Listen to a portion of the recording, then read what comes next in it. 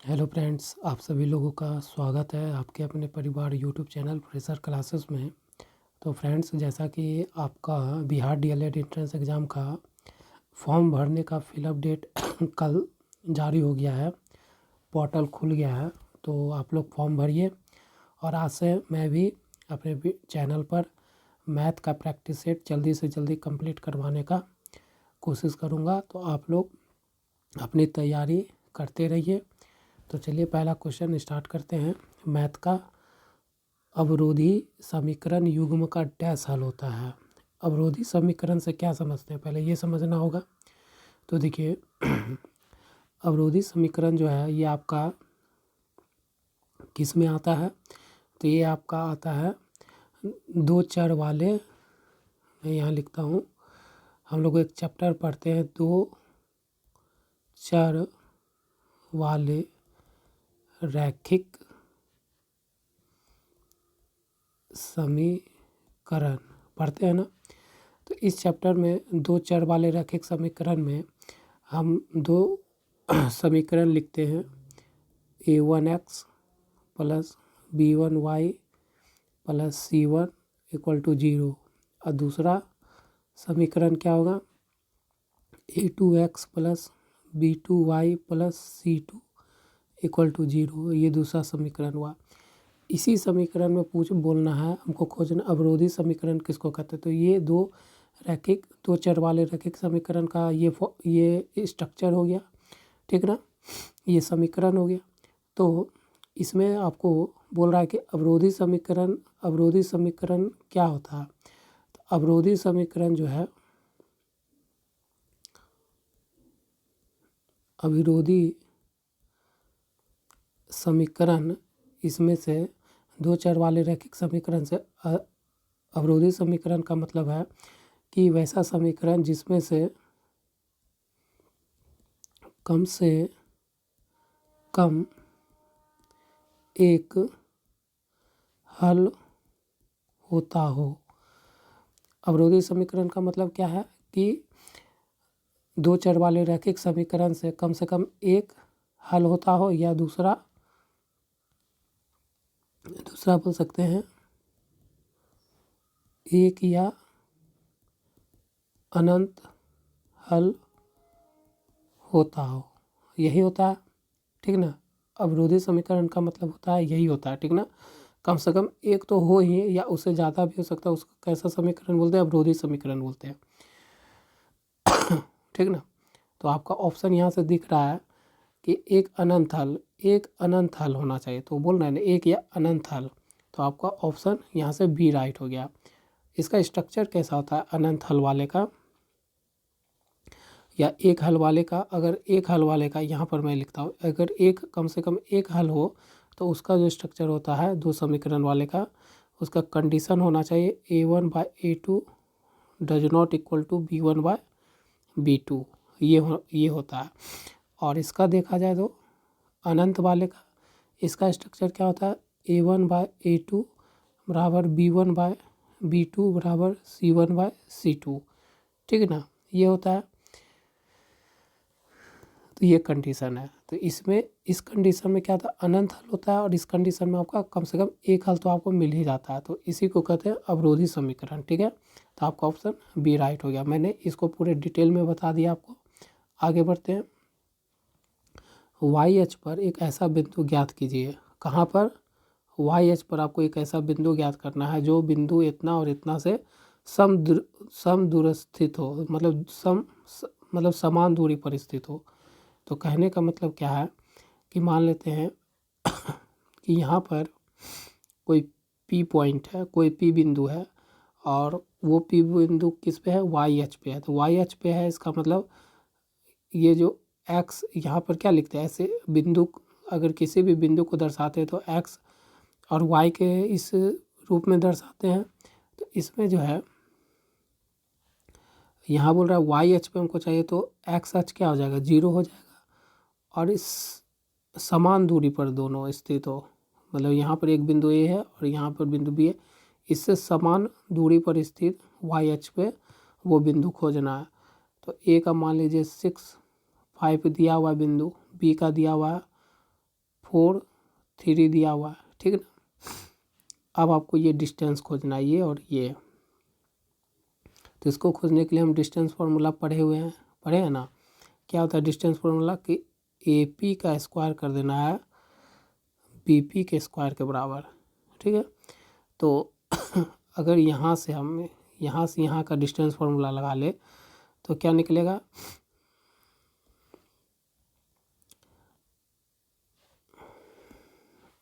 यहाँ निकलता है x2 माइनस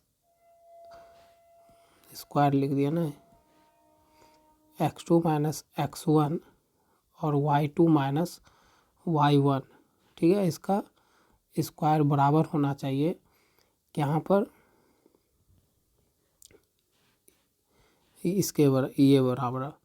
तो ये बराबर क्या हो जाएगा, यहाँ भी हम लेंगे, इसके लिए भी लेंगे x2 माइनस x1 और y2 माइनस y1, दोनों पे स्क्वायर। तो क्या होगा x2, इसके लिए अगर देखा जाए, यहाँ के लिए देख रहे हैं तो x2 पे कौन है, ये x2 है, ये y2 है, ये x1 है, ये y1 है। तो 6 माइनस 0 और ये 5 माइनस y, और ये हो गया -4 0 का स्क्वायर स्क्वायर स्क्वायर, और ये हो गया 3 माइनस y का स्क्वायर होगा। अब इसको अगर हम सॉल्व करें, यहाँ आ जाते हैं, इसको अगर सॉल्व करिएगा तो ये तो 6 में से 0 घटेगा तो 6 ये आ जाएगा, 6 का स्क्वायर 36, ठीक है। और यहाँ प्लस होता है, ये प्लस ये प्लस ये प्लस और यहाँ भी प्लस, ठीक है। तो प्लस, अब ये हम जानते होंगे a माइनस बी का होल स्क्वायर है, क्या होता है a square plus b square minus 2ab होता है। तो इसके आधार पर 5 के a की जगह 5 है, b की जगह y है। तो क्या बन जाएगा 5 का स्क्वायर 25 प्लस y का स्क्वायर माइनस 2 गुना करेंगे 5 में मतलब 10, अब बचा b तो y, तो इतना ही आएगा। अब इसको हम इरेज कर देते हैं, ये हो गया। अब हमारा आगे है बराबर के बराबर उतार दिए, फिर यहाँ भी -4 अगर 0 में घटेगा तो ये तो इसका कोई काम नहीं है, तो बच्चा 4 का स्क्वायर करेंगे तो 16, -4 का करेंगे तो 16 प्लस, और यहाँ भी a माइनस बी का होल स्क्वायर है, ठीक है। तो a square 9 b square y square और -6y हो गया। अब देखिए यहाँ से y से एक y ख़त्म, ठीक है, क्योंकि दोनों बराबर के प्लस के साइन में इधर से इधर कर, ये दोनों 25, यहाँ स्क्वायर क्या लिख दिया, ये दोनों जोड़कर 25, यहाँ भी 25, ये भी ख़त्म। तो मेरा 36 बराबर 36 में -10y बराबर -6y बचा। तो 36 -10 को इधर भेजेंगे तो +y -6y, तो हमारा कितना हो जाएगा 36 बराबर 4y, 4 से गया तो y बराबर 9, है ना।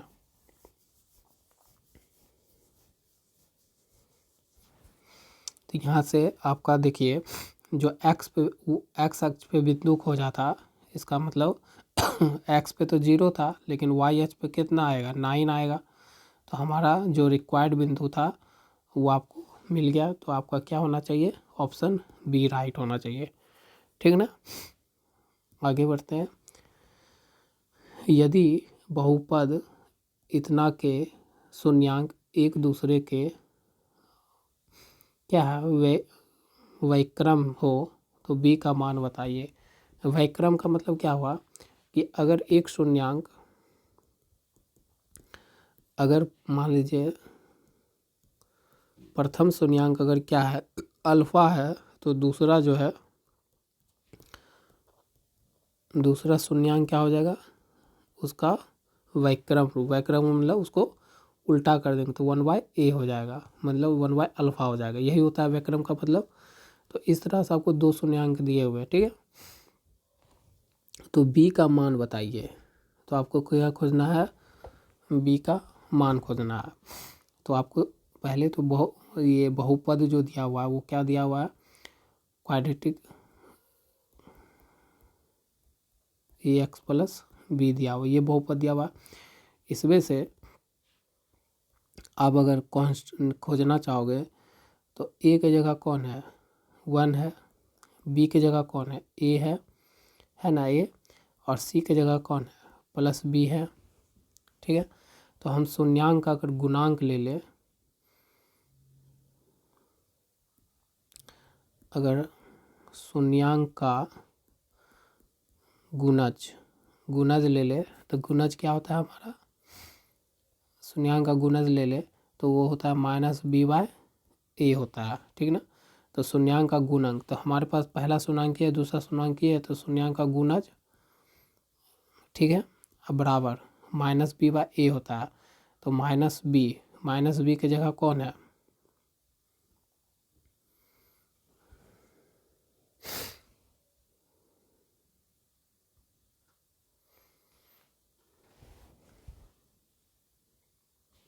शून्यांक का गुणज होता है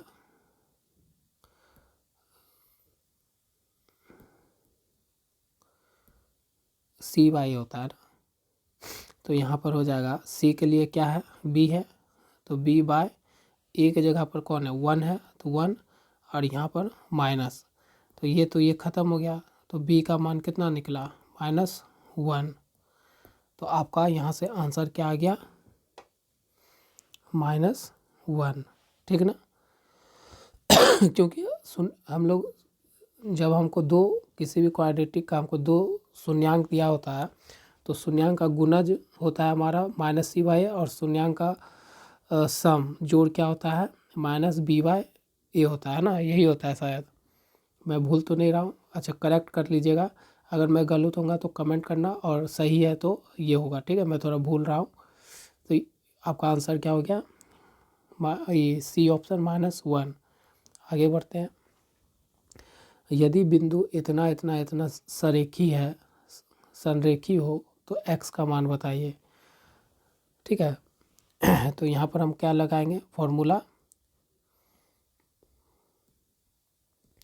यहाँ पर हमारा फॉर्मूला लग जाएगा, संरेखी बोल रहा है, यहाँ पर ध्यान दीजिएगा, संरेखी बोल रहा है, तो ये फॉर्मूला याद रखना है।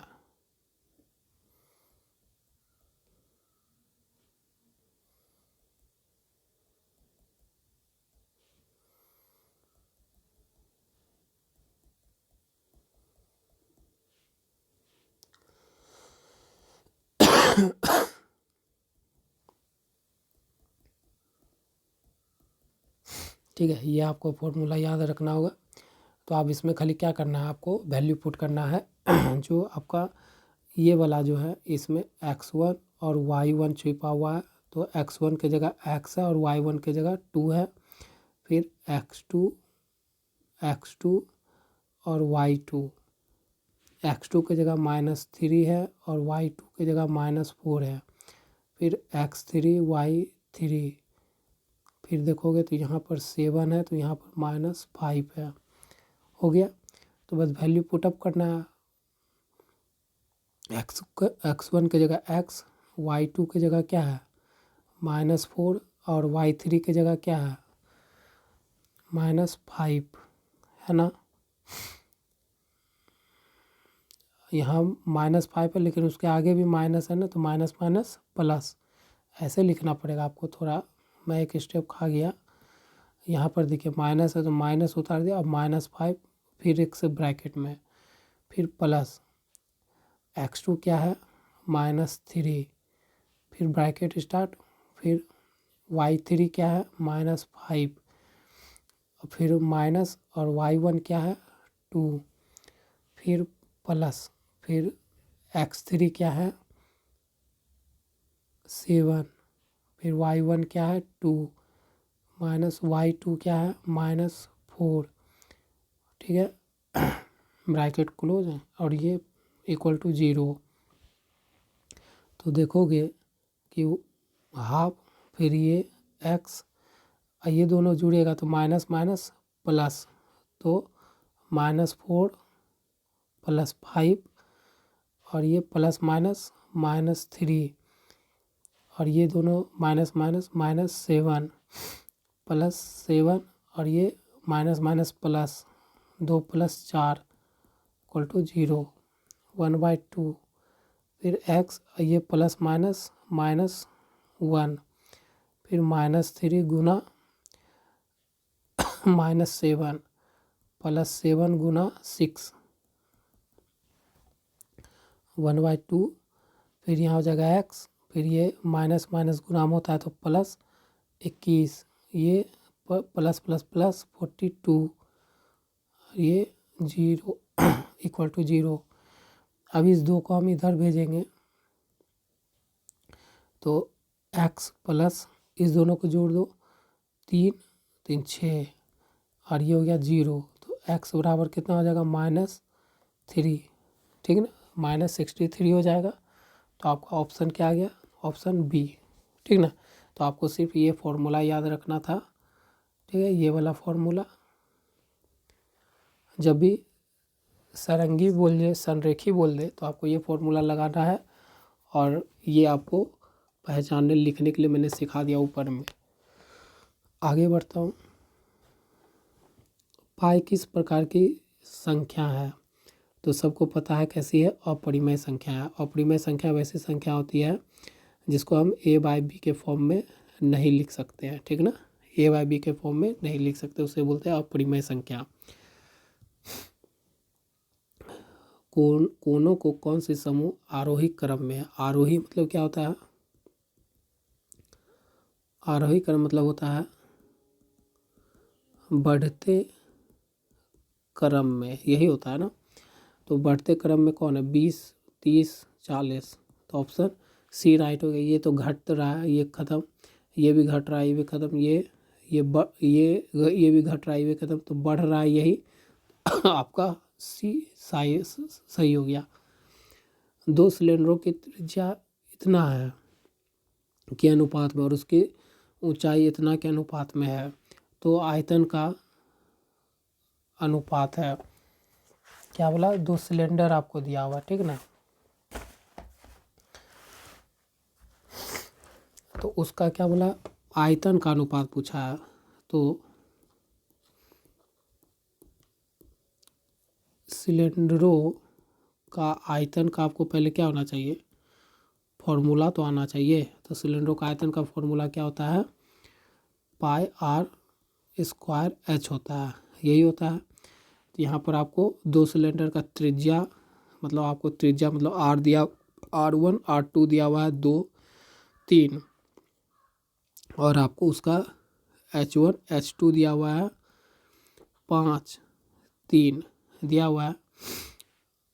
तो अनुपात में आप पूछा है उसके आयतन का अनुपात निकालना, तो आयतन का अनुपात क्या हो जाएगा, उसको हम लिखेंगे πr1, पहला 2 आयतन है ना, 2 r1, एक r1 और h1 के अनुसार लेंगे तो r1 h1 डिवाइडेड बाय अनुपात में ऐसे लिखते हैं, फिर πr2 का स्क्वायर, फिर h2 बराबर, तो यहाँ से देखो पाई से कटेगा और यहाँ से r1 के जगह क्या आ जाएगा, 2 का स्क्वायर, और r2 के जगह 3 का स्क्वायर गुना h1 के जगह क्या आएगा, h1 के जगह 5 और r2 के जगह 3 आएगा। अब हम सॉल्व करेंगे तो ये 4, ये 9, ये 5, ये 3, ठीक है, तो ये हो जाएगा 20, ये होगा 27।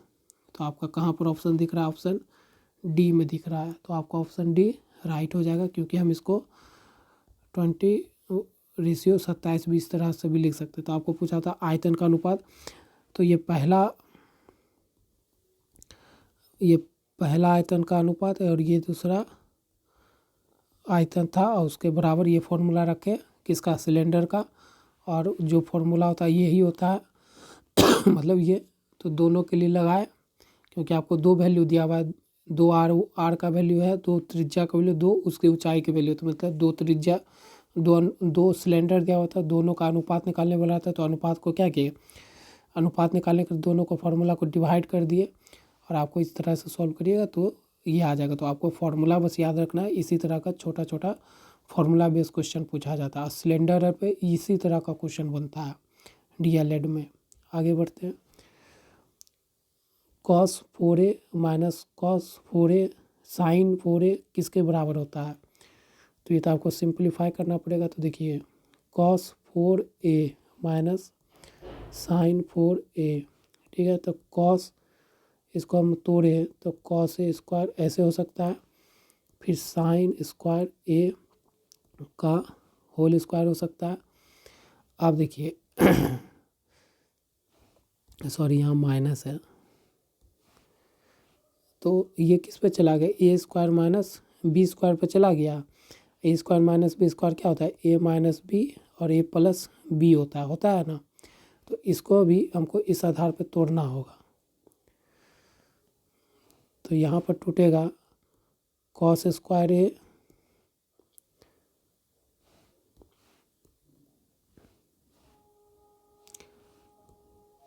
Cos square a plus sine square ए, फिर कॉस स्क्वायर ए माइनस साइन स्क्वायर ए, ये होगा। आज देखिए कॉस स्क्वायर ए साइन स्क्वायर ए का वैल्यू क्या पढ़े हम लोग, 1 गुना अब देखिए कॉस स्क्वायर ए माइनस एक फॉर्मूला हम और पढ़े हुए हैं कि sine square a plus cos square ए बराबर क्या होता है, 1 होता है। ये सब फॉर्मूला आप लोग लिखते जाइए। पहला सेट बना रहा है तो ये सब फॉर्मूला आपका रिपीट होगा पूरा सेट में। तो ये होता है cos square a plus sine square ए बराबर होता है 1। तो यहाँ पर देखिए हम इसको थोड़ा पलट दें कि साइन स्क्वायर ए बराबर लिखे तो 1 माइनस कॉस स्क्वायर ए होगा। कॉस को इधर ले चल गए बराबर को सब, तो माइनस में हो जाएगा। तो यहाँ पर हम साइन स्क्वायर ए के बराबर में इतना लिख सकते हैं। तो यहाँ पर क्या लिखा आएगा, 1 माइनस कॉस स्क्वायर ए लिखा जाएगा, ब्रैकेट क्लोज। तो 1 गुना में कॉस स्क्वायर ए माइनस अंदर गया तो 1 और माइनस माइनस प्लस फिर कॉस स्क्वायर ए। तो क्या यहाँ पर प्लस में कॉस स्क्वायर, एक यहाँ प्लस में, तो 2 कॉस स्क्वायर ए माइनस 1 होगा। तो आपको बराबर में आ गया इतना। तो देखिए कहाँ पर है, ये तो साइन है, ये ख़त्म, ये साइन वाला ख़त्म, हमको चाहिए कॉस में। तो कॉस में 2 कॉस स्क्वायर ए माइनस 1, ये हमको माइनस आया तो ये प्लस वाला ख़त्म, ऑप्शन आपका डी राइट हो गया। तो इस तरह से आपको सिंप्लीफाई करना पड़ेगा, ठीक है। आगे बढ़ते हैं। जो मैं फॉर्मूला लिख रहा हूँ उसको लिख लेना। किन मानों के लिए समीकरण इतना द्विघात समीकरण होगा। तो हम लोग जानते हैं कि अगर a square a x square plus b x plus c को अगर हमको कहना है द्विघात, इसको अगर हमको द्विघात समीकरण कहना है तो इसके लिए हम जानते हैं कि ए जो है डू नॉट इक्वल टू 0 होना चाहिए।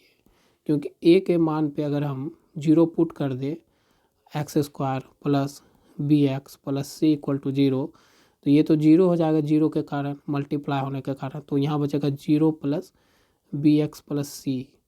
अगर साफ करके लिखे तो बी एक्स प्लस सी बराबर 0।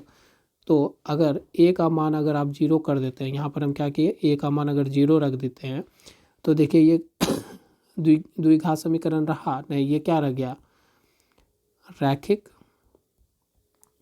रैखिक समीकरण हो गया ना।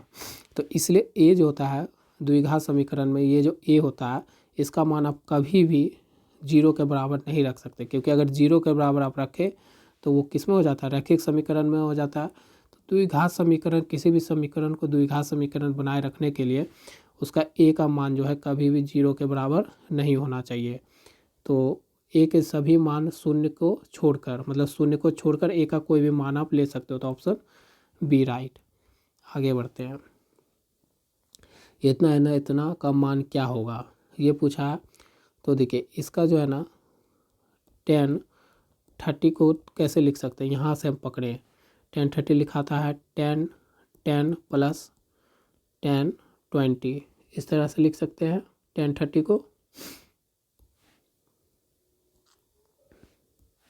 30 को तोड़ सकते हैं tan डिग्री प्लस 20 डिग्री, ठीक है।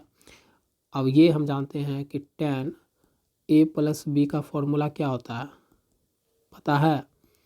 tan a, ये सब फॉर्मूला आप लिख लो, लिखते जाना। tan b divided by 1 minus tan a, और ये tan b होता है, ठीक ना। तो ये सब फॉर्मूला या लिखते जाओ कि tan a प्लस b कैसे ब्रेक होता है, tan a plus tan b by 1 minus tan a into tan b में होता है। तो वही तो मैंने किया कि tan 30 यहाँ से मैं यहाँ से थोड़ा पकड़ा, ठीक ना। आप लोग भी धीरे धीरे समझ जाओगे। तो tan 30 को मैंने जोड़ दिया, 10 और 20 में तोड़ दिया। अब मैं जानता हूँ कि tan a प्लस b का फॉर्मूला, तो यहाँ पर लिख दूंगा tan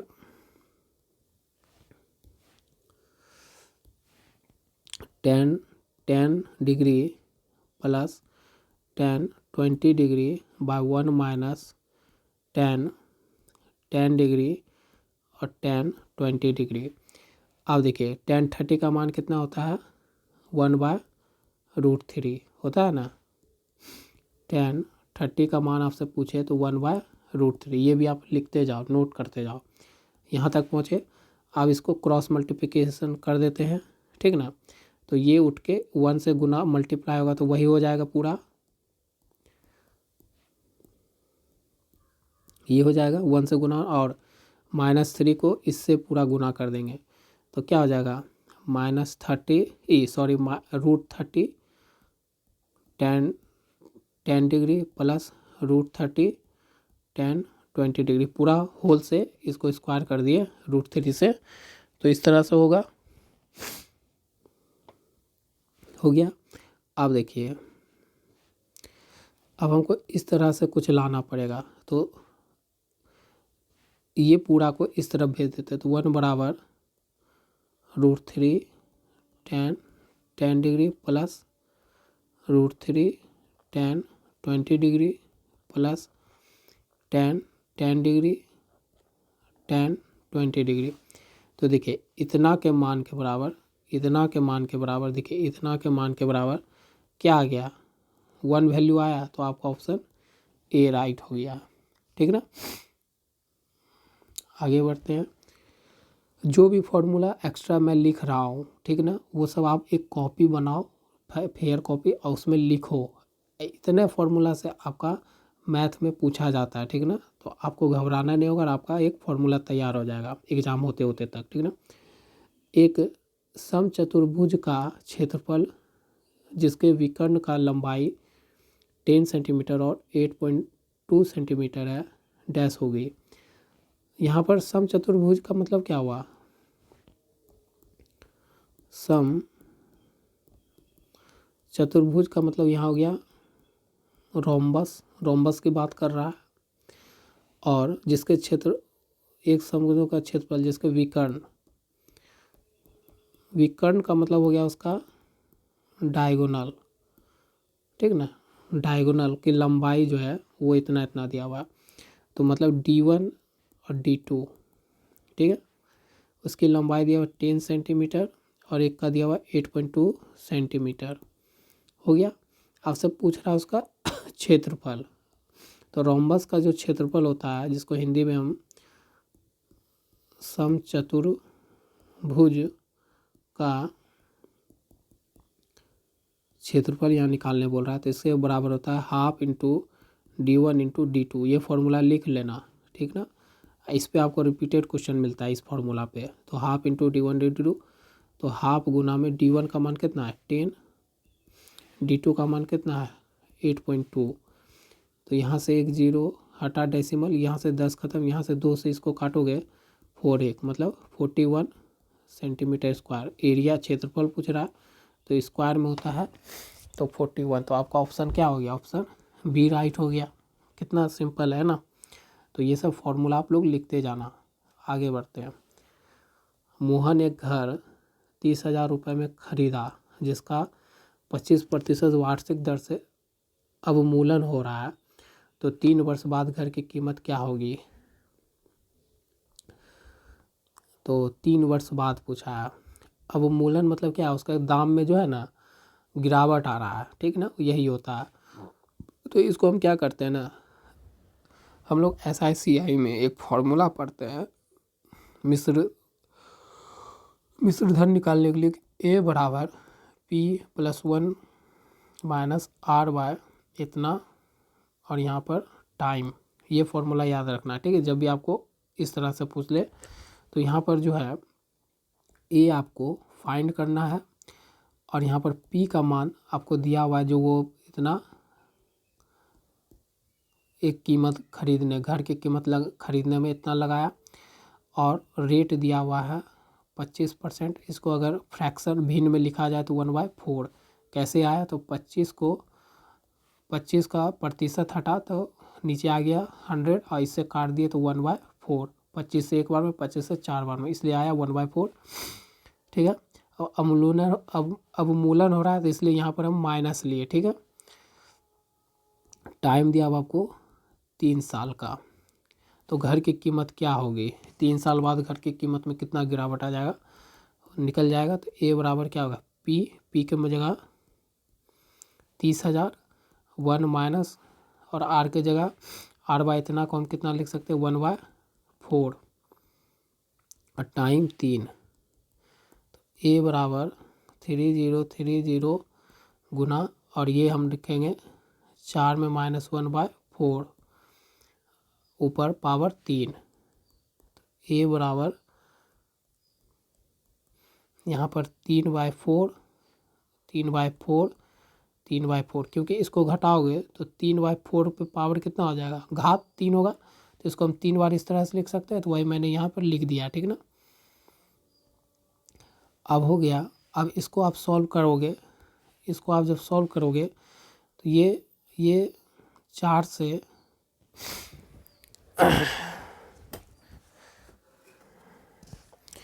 यहाँ पर देखो, मैं जब सॉल्व करूँगा तो इसको मैं 30,000 को ऐसे लिख सकता हूँ इस तरह। तो 4 से ये कट गया कितना बार, 25 बार में, ये 4 से कट गया एक, और 100 कितना बार में, 25 बार में। तो मेरा कुछ इस तरह से बन गया, 3 गुना में 25 गुना में 25, और ये 3 3 9 27 डिवाइडेड बाय 4। ये पूरा गुना करके, ये पूरा ऊपर वाला को गुना करना है और 4 से भाग देना है। तो आपका आंसर क्या आना चाहिए, आप कर लेना। आपका आंसर आएगा 12656.25 रुपीज़। घट कर कितना दाम हो जाएगा 3 साल में, इतना हो जाएगा। तो ये कौन सा ऑप्शन दिख रहा है, ऑप्शन डी, ठीक है। तो ये फॉर्मूला आप याद रखना, और इस फॉर्मूला पे आधारित ही आपका एक प्रश्न बनता है अवमूलन का, मतलब दाम में कमी। आगे बढ़ते हैं। तोरण खींचने के लिए वर्ग अंतराल को कैसा होना चाहिए। तो तोरण खींचने के लिए वर्ग अंतराल क्या होना चाहिए, समान होना चाहिए। समान होना चाहिए जो अपवर्जी कहलाता है, समान होना चाहिए जो अपवर्जी कहलाता है, अपवर्जी। तो ऑप्शन बी राइट हो गया। कहने का मतलब है तोरण खींचने के लिए जो वर्ग है, वर्ग अंतराल समान होना चाहिए जो अपवर्जी कहलाता है, ठीक है। कैसा होना चाहिए, समान होना चाहिए जो अपवर्जी कहलाता है। तो ऑप्शन बी राइट हो गया। आगे बढ़ते हैं। निम्नलिखित में कौन अभाज्य संख्या है, ठीक है। निम्नलिखित में कौन अभाज्य संख्या है। तो 15 3 से कट गया। अभाज्य संख्या कैसे संख्या होते हैं, वैसी संख्या को अभाज्य संख्या कहते हैं जो अपने आप से जो अपने आप से और 1 से भाज्य हो। वैसी संख्या जो अपने आप से और केवल 1 से भाज्य हो उसे क्या बोलते हैं? अभाज्य संख्या बोलते हैं। तो लेकिन 15 देखो अपने से, लेकिन एक अदर 3 से भी भाज्य हो जा रहा है 5 बार में। 12 जो है वो 2 से भी हो जा रहा है 6 बार में। 12 जो है 3 से भी हो जा रहा है, फिर 12 4 से भी जो हो रहा है। तो ये तो अपने आप से अपने आप से और 1 के अलावा भी हो रहा है, तो इसलिए ये भी नहीं है, ये भी नहीं अभाज्य संख्या। 75 देखो, तो इसको 3 भी काट दे रहा है 2 बार में और एक 15 बार में। इसको 5 भी काट दे रहा है 1 बार में 15। तो ये तो खुद से और 1 से कटने का अलावा 3 से भी 5 से भी डिवाइड हो रहा है, तो ये भी नहीं होगा। तो आपका बचा 23। तो आपका 23 क्या है? 23 एक अभाज्य संख्या है। ठीक है, 23 एक अभाज्य संख्या है। ऑप्शन बी राइट हो गया। आगे चलते हैं। किसी आवर्ती वितरण का माध्यक तथा बहुलक क्रमशः इतना तथा इतना है तो माध्य होगा। ये तो आप एकदम इसका पहले फॉर्मूला आपको लिखा देता हूँ। ठीक है, इसका फॉर्मूला क्या होता है ये एकदम लिख लेना। बहुलक बराबर होता है 3 माध्यक माइनस 2 माध्य गुना 2 माध्य, 2 गुना माध्य। ये आप एकदम लिख लो। इस पे एक एकदम फिक्स्ड क्वेश्चन पूछा जाता है, ठीक ना, इस फॉर्मूला पे। तो फॉर्मूला मैंने लिखा दिया। बस अब ये देखो, इस फॉर्मूला पे आपको जो है आवर्ती माध्यक तथा बहुलक क्रमशः है। इसका मतलब माध्यक का मान आपको, इस माध्यक का मान दिया हुआ है कितना?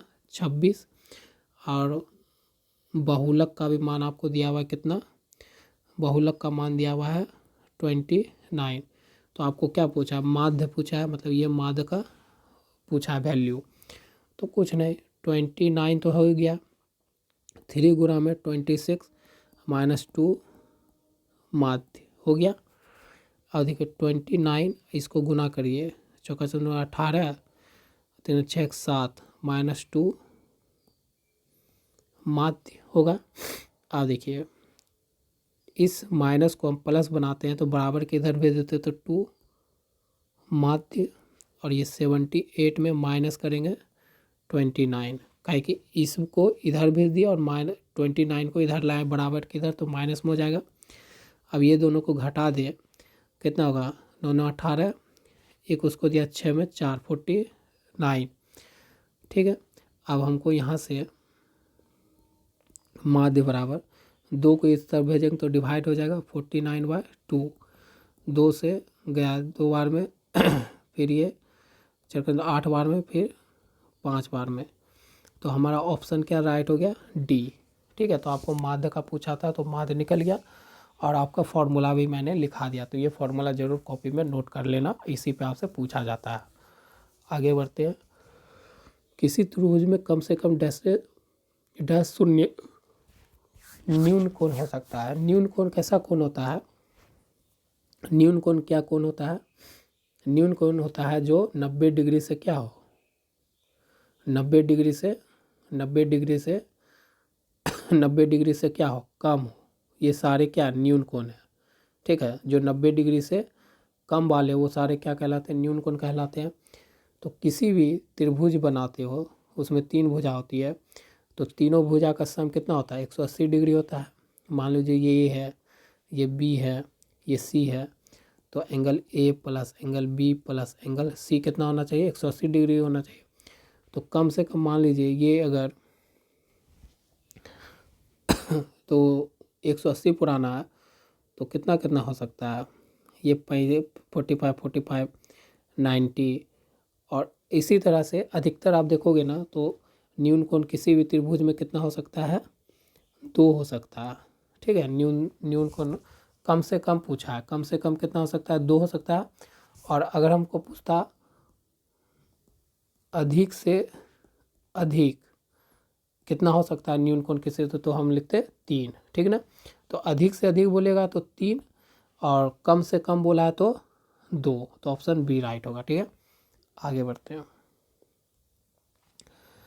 वृत्त का क्षेत्रफल जो 14 सेंटीमीटर भुजा वाले वर्ग के अंकित किया जा सकता है। क्या बोला ये क्वेश्चन, देखिए वृत्त का क्षेत्रफल जो 14 सेंटीमीटर भुजा वाले वर्ग से अंकित किया जा सकता है। मतलब अंकित मतलब क्या है, आपको वर्ग दिया हुआ है, वर्ग मतलब स्क्वायर, स्क्वायर का भुजा दिया हुआ मतलब ये उसका क्या है, साइड दिया हुआ स्क्वायर का कितना 14 सेंटीमीटर। उससे आपको क्या निर्माण करना है, स्क्वायर से क्या निर्माण करना है, आपको एक सर्कल का निर्माण करना, मतलब वृत्त का निर्माण करना है, ठीक ना। तो हम क्या लिख सकते हैं, हम ऐसे लिख सकते हैं कि वृत्त का व्यास, वृत्त का व्यास बराबर क्या लिख सकते हैं, वृत्त का व्यास बराबर वर्ग का भुजा, ठीक है। तो वर्ग का भुजा कितना है 14 सेंटीमीटर, वो आप क्या बन गया हमारा वृत्त का व्यास, ठीक है, वृत्त का व्यास। लेकिन यहाँ से हमको बाद में क्षेत्रफल पूछा है वृत्त का, मतलब सर्कल का। पहले तो व्यास हो गया, तो फिर इससे हम वृत्त का त्रिज्या निकाल लेंगे कि 14 को 2 से भाग दे देंगे तो त्रिज्या निकलेगा 7 सेंटीमीटर। तो वृत्त का त्रिज्या आ गया। अब हम वृत्त का क्षेत्रफल निकालना चाहते हैं, तो वो क्या होता है पाई आर स्क्वायर। तो पाई तो कांस्टेंट है, आर के लिए हम क्या निकाले हैं 7 गुना में 7 मतलब 49 पाई, है ना। तो 49 पाई, और यहाँ पर क्या चल रहा है सेंटीमीटर में चल रहा है, सेंटीमीटर में तो सेंटीमीटर स्क्वायर। तो आपका ऑप्शन क्या हो गया, ऑप्शन डी राइट हो गया। आगे बढ़ते हैं। एक कमरा आकार में आयताकार है और उसकी एक सपाट छत है। आयताकार है, इमेजिन करो एक कमरा आयताकार है, आयताकार का मतलब है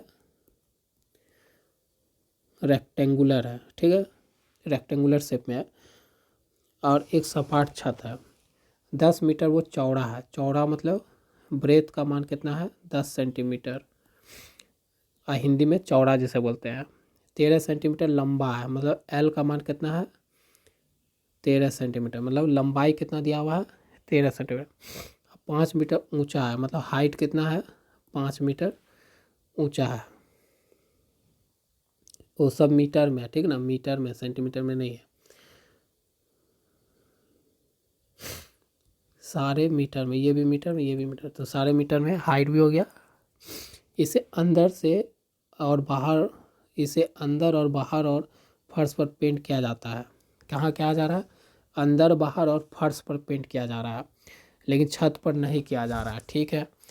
तो पेंट किया जाने वाला कुल क्षेत्रफल क्या होगा, देखिए मान लीजिए ये रेक्टेंगुलर शेप में है, तो रेक्टेंगुलर शेप में है और ये नीचे वाला भी फर्श हो गया, दीवार के इधर और इधर बाहर, इधर और इधर बाहर, तो इस तरह से कितने दीवार हो गए, इसका 3D इमेज बनेगा। आप अभी घर अपने रूम में बैठे होगे, ये जो सॉल्व कर रहे होगे प्रॉब्लम, तो अधिकतर बच्चा अपने रूम में बैठा होगा, तो अपने रूम का दीवार देखो, ठीक है, 4 दीवार है, 4 दीवार को रंगना है और उसके बाहर भी रंगना है। यही बोल रहा है कि इसे अंदर और बाहर, क्या बोल रहा है, इसे अंदर और बाहर और फर्श पर पेंट करना है, मतलब फर्श नीचे ज़मीन पर।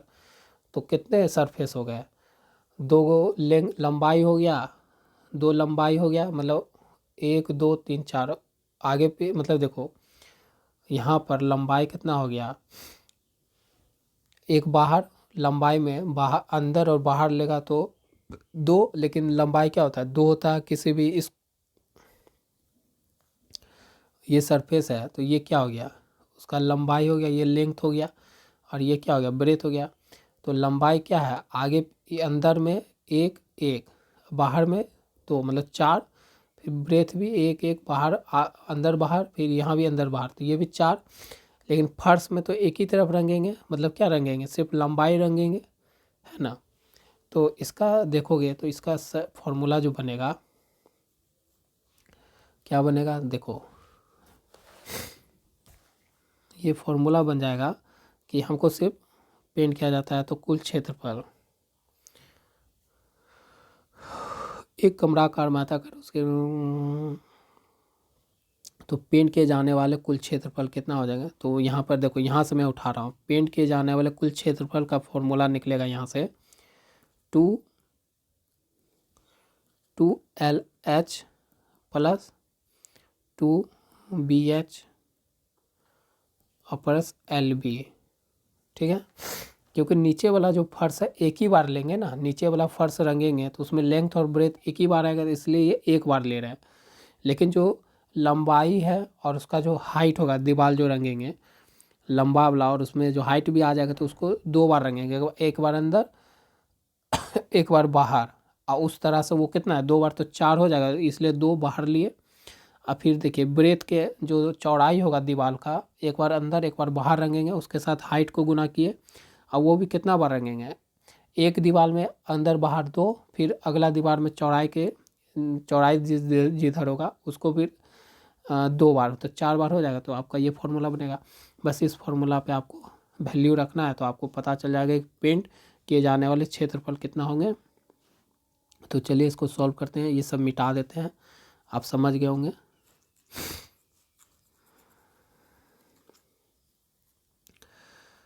जगह थोड़ा कम है तो इसलिए इसको मिटा के बनाते हैं, ठीक ना।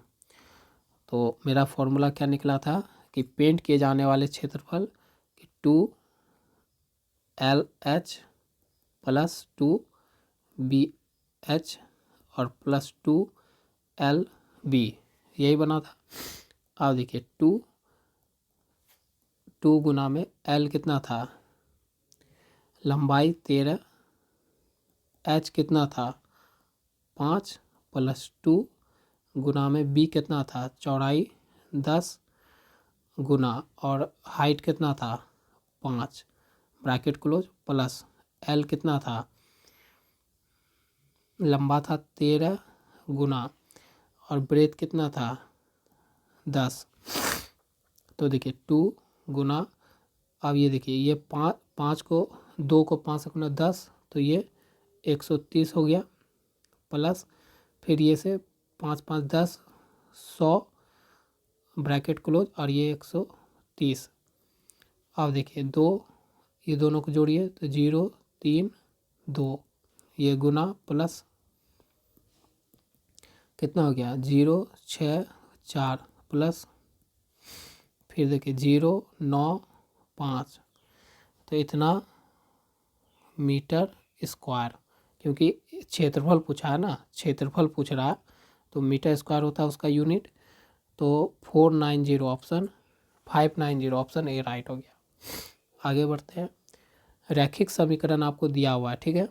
रैखिक समीकरण क्या होता है, रैखिक समीकरण वैसा समीकरण होता है जिसका जो घात का जो चर पे जो घात होता है उसका वैल्यू कितना होना चाहिए, चर पे जो घात होता है उसका वैल्यू कितना होना चाहिए 1 होता है, उसे हम क्या बोलते हैं, रैखिक समीकरण बोलते हैं, ठीक ना।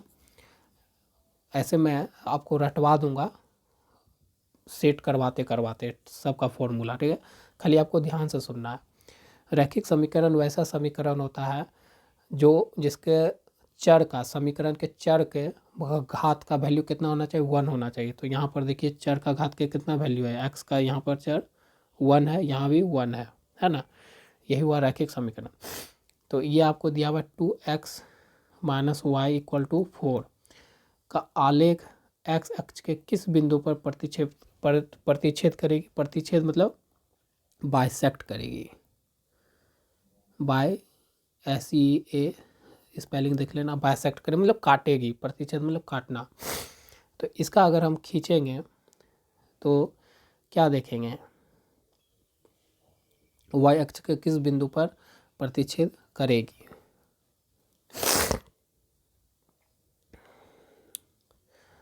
वाई अक्ष पे पूछ रहा है ना, तो वाई अक्ष पे पूछ रहा है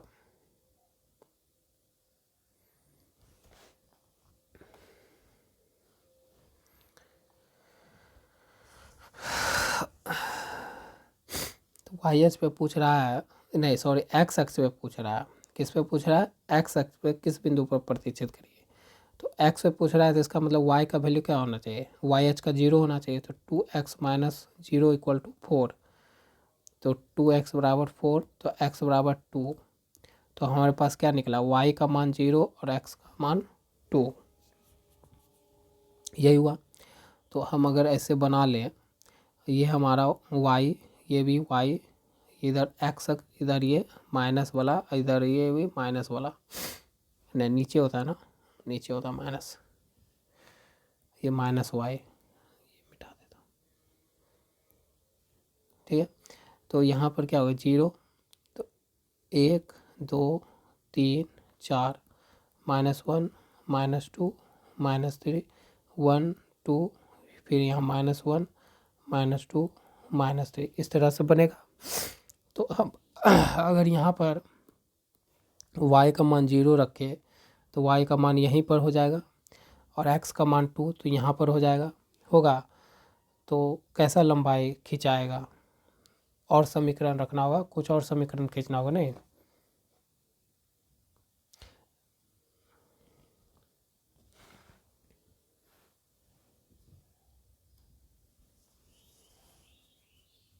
एक्स अक्ष पे पड़ेगा, मतलब एक्स अक्ष पे यहाँ बोल दिया, तो y का, तो इसका मतलब y का मान सभी जीरो होगा ना। तो y का मान सभी जीरो होगा, तो y का मान तो सब जीरो होना चाहिए।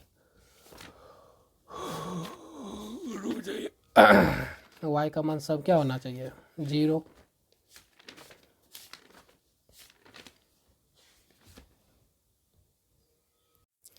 तो y का मान सभी जीरो होगा, तो हमारा क्या निकला x अक्ष पे,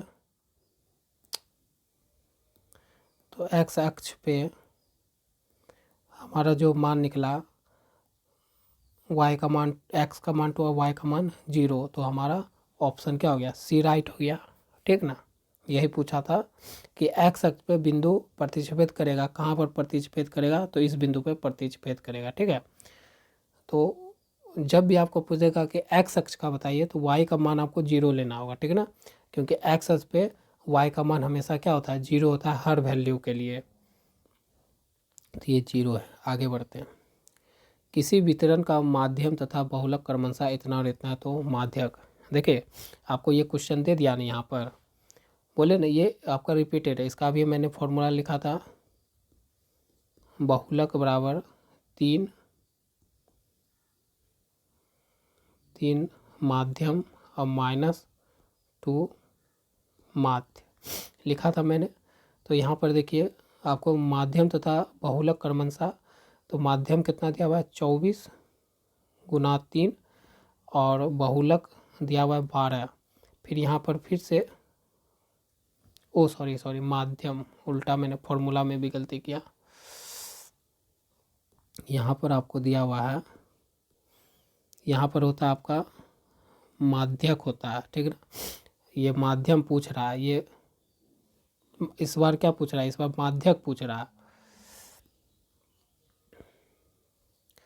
तो आपका कुछ इस तरह से लिखाएगा, देखिए माध्यम और बहुलक, माध्यम मतलब यहाँ पर है माध्यम, माध्यम दिया हुआ 24, तो 2 गुना कर दिया -3, माध्यक इस बार पूछा है, बराबर बहुलक कितना है, बहुलक 12 है, ठीक। तो 12 बराबर 3,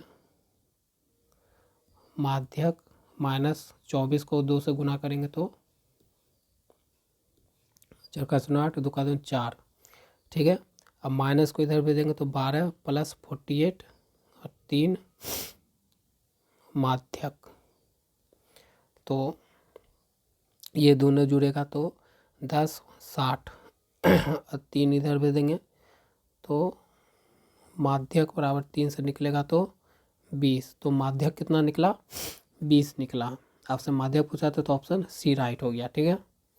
तो ये फॉर्मूला आप ज़रूर याद कर लो, जो ग्रीन कलर से लिखा हूँ मैं। आगे बढ़ता हूँ।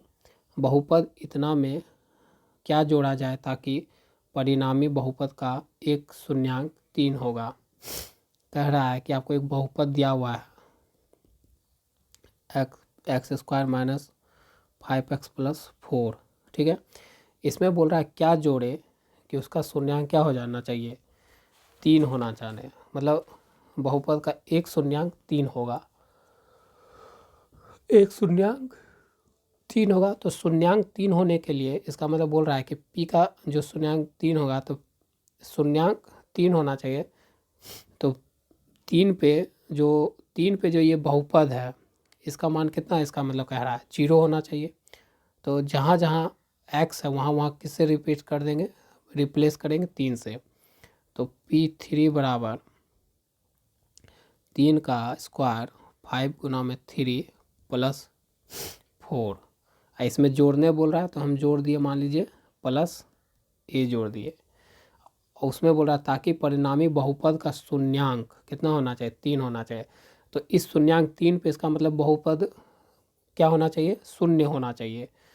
इसी 3 पे यही ना होता है, मतलब जब आप थोड़ा सा भी पढ़े होंगे 10th में तो आपको पता होना चाहिए कि जो शून्यांक होता है उस पर वो बहुपद का मान हम 0 लेके चलते हैं। मतलब उस बहुपद पे उसका मान क्या हो जाना चाहिए, उस वैल्यू पे, उस शून्यांक पे उस बहुपद का मान क्या होना चाहिए, 0 होना चाहिए।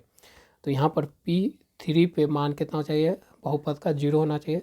तो हम 0 के बराबर रख दिए, बराबर ये 9 माइनस 15 प्लस 4 प्लस ए, और उसमें हम एक्स्ट्रा बोल रहा है जोड़ना तो ए जोड़ दिए हैं। तो 0 बराबर, अब देखिए ये 4 है और ये 9 है तो हो गया कितना, 13। 13 में माइनस 15 प्लस ए, तो 0 बराबर -2 प्लस ए। तो यहाँ पर ए बराबर +2 आएगा। तो ऑप्शन सी राइट हो गया। तो कितना जोड़ना होगा कि उससे शून्यांक 3 हो जाए, तो 2। ठीक है, देखिए ना 2 जोड़ दीजिए ना, यहीं पर चेक हो जाएगा। 2 जोड़िए ना, 13 प्लस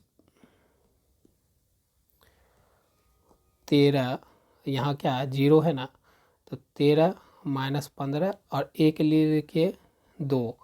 तो 13 और 2 प्लस में तो 15 माइनस 15 क्या 0 हुआ। तो वही बोल रहा है कि कोई बहुपद आपको दिया हुआ है, उसका एक शून्यांक आपको 3 दिया हुआ है। तो इसका मतलब शून्यांक जो 3 है, इसका मतलब ये बहुपद इस 3 पे कितना होना चाहिए, 0 के बराबर हो जाना चाहिए। किसके बराबर हो जाना चाहिए, 0 के बराबर होना चाहिए इस 3 पे, ये पूरा बहुपद। तो यहाँ पर क्या बोल रहा है कि जोड़ा जाए कि बराबर हो जाए, तो एक्स्ट्रा कुछ जोड़ना होगा तो तभी ना बराबर होगा, ये 0 होगा। तो हम एक्स्ट्रा कितना ले रहे हैं, ए ले रहे हैं, ए का मान 2 लेंगे। तो इस 3 पे पूरा बहुपद क्या हो जाएगा, 0 हो जाएगा। ठीक है, आगे बढ़ते हैं। इतना इतना एक संख्या है, तो ये संख्या देखिए, ये 1 है, 2 है, फिर मतलब 1, फिर 1 2 बार, फिर 1 3 बार, फिर 1 4 बार, इस तरह 1 5 बार उससे बढ़ता रहेगा। तो ये ऐसी संख्या कैसी होती है, कभी भी नहीं रुकेगी, चलते रहेगी। तो ये अपरिमेय संख्या होती है, जिसको आप कभी भी PYQ के फॉर्म में नहीं लिख सकोगे। आगे, यदि इतना बराबर ए है तो cos square a plus cos alpha plus cos square beta का मान क्या होगा। ठीक है, तो चलते सॉल्व कर लेते हैं, कोई बात नहीं। देखिए, sine alpha plus sign beta का मान कितना है, 2 है। ठीक है, तो साइन, मान लीजिए अल्फा का या साइन का रेंज कहाँ तक होता है, रेंज आपका ये जाएगा -1 से 1 तक जाता है। ठीक है, तो ये जो 1 होता है ये होता है अधिकतम रेंज, और ये क्या होता है, न्यूनतम रेंज। साइन का जो अधिकतम रेंज होता है 1 तक जाता है और न्यूनतम रेंज -1 तक जाता है। तो यहाँ पर हम अधिकतम लेके चलते हैं। तो साइन अल्फा ए का